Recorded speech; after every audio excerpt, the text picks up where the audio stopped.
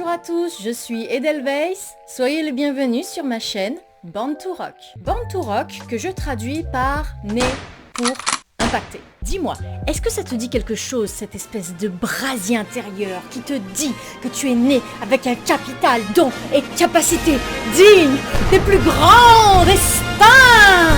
Moi qui performais au Rubik's Cube, j'arrivais même à résoudre celui à 12 faces. J'aurais jamais dû abandonner. Est-ce que j'aurais voulu avoir un métier passion? Bien sûr que oui! Changer des vies à grande échelle pour que tout le monde me dise merci? Bien sûr que oui! Avoir une santé qui me permette de faire tout ce que je veux, même des conneries? Bien sûr que oui! Que la dernière trilogie Star Wars n'ait jamais existé? Bien sûr que oui! Et est-ce que tout ça est arrivé? Bien sûr que... Bah non. Non. Non. Non, non, non! Ce n'est pas arrivé!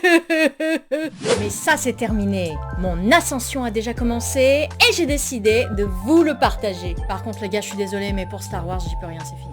Faisons maintenant un focus sur une des problématiques majeures de ma vie qui m'amène à vous parler ici. Regarde, je t'ai préparé une illustration visuelle pour que tu comprennes bien. Ça, c'est ma personnalité à la naissance. Puis, en grandissant, vont se succéder un certain nombre d'aléas de la vie représentés par le geste suivant.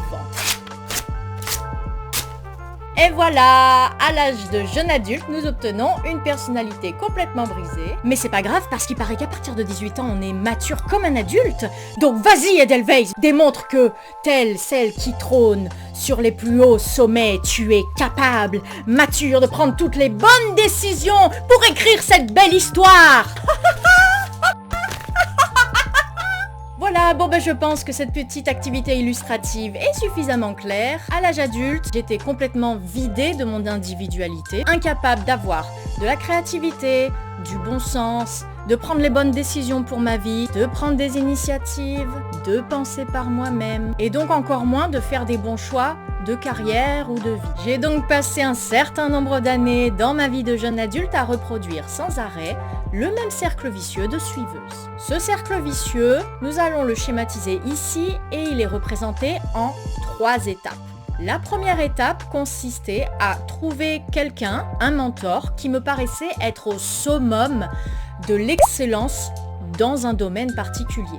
Oh, c'est vous l'expert en mayonnaise! L'étape 2 consistait ensuite à prendre contact et à attendre de ce mentor toutes ses instructions afin que je puisse les imiter, les reproduire à la perfection dans l'objectif de devenir au moins aussi excellente que le mentor en question. Dis-moi tout, mon beau maître, je veux tout savoir. Dis-moi tout. Et l'étape 3 a malheureusement été toujours la même, à savoir finir par m'écrouler complètement pour diverses raisons. Finalement, le domaine ne me plaisait pas. Je suis désolée, mais en fait, finalement, la mayonnaise, je m'en cogne. Atteindre le niveau de la personne était beaucoup trop difficile pour moi. Allez là, mais c'est beaucoup trop dur à faire ta mayonnaise de merde là. La désillusion vis-à-vis du mentor en question. Je comprends pas, j'ai pourtant fait exactement comme toi, j'arrive pas à faire la mayonnaise. Vas-y, fais goûter.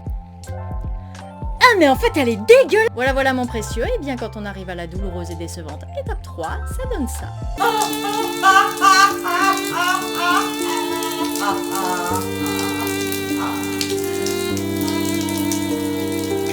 Mais comme, telle l'Edelweiss, je suis tenace et courageuse face aux éléments de la vie, eh bien, je recommençais sans cesse à l'étape 1 avec un nouveau domaine et un nouveau mentor. Et ça, mon précieux, ce fonctionnement, c'est de la daube. Il aura fallu un burn-out pour enfin réussir à remettre en question ce fonctionnement vicieux. Et suite à cela, j'ai passé environ 2-3 ans à essayer de sortir de moi quelque chose sans avoir la moindre instruction, ni le moindre mentor. Sauf que c'est quelque chose que je ne sais pas faire. Je n'ai donc eu aucun résultat. Je me suis retrouvée dans une impasse. Et cette impasse, mon précieux, a pu prendre fin le jour où je l'ai rencontré. Lui, celui en qui personne ne croyait. Lui, celui qui était si banal. Lui, celui qui s'appelle Emmett.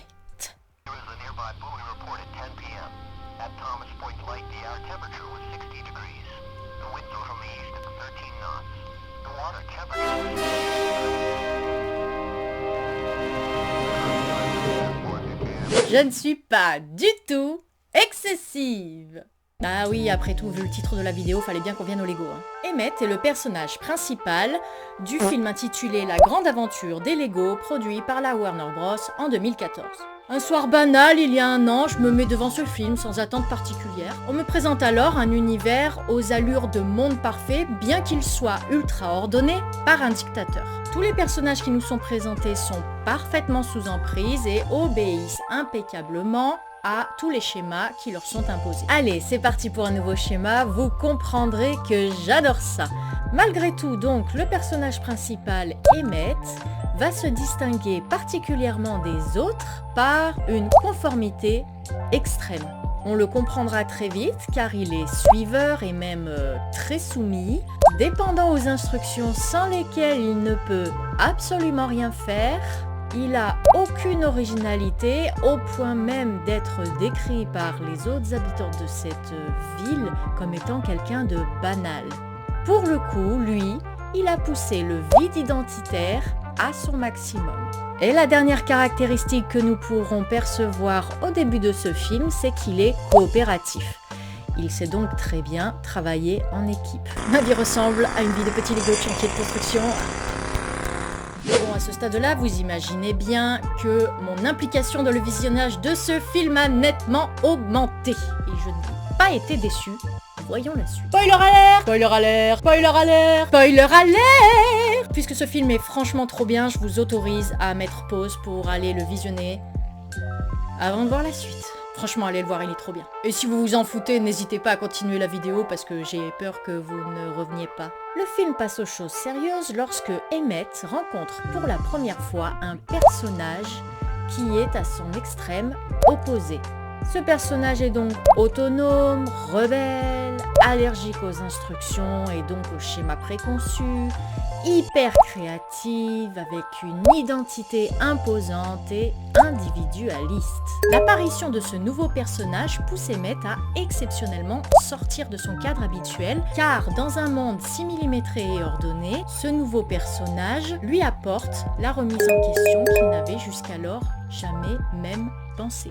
L'intrigue annonce très vite que Emmett est le spécial, à savoir qu'il a le potentiel d'être ce que le film appelle un maître constructeur. De fil en aiguille, Emmett va rencontrer de multiples autres individus qui vont tous être experts dans leur domaine respectif. Ayant été déclaré comme le spécial, tout ce beau monde va donc se mettre à attendre de lui des miracles dignes d'un messie. Sauf que rappelez-vous, à ce stade-là, Emmett est toujours incapable de faire preuve de créativité, de spontanéité, etc. Et ça fait maintenant bien trop longtemps que je vous parle sans vous avoir fait de blagues, donc afin de vous garder encore un petit peu avec moi, je vais à présent essayer de lécher mon coude.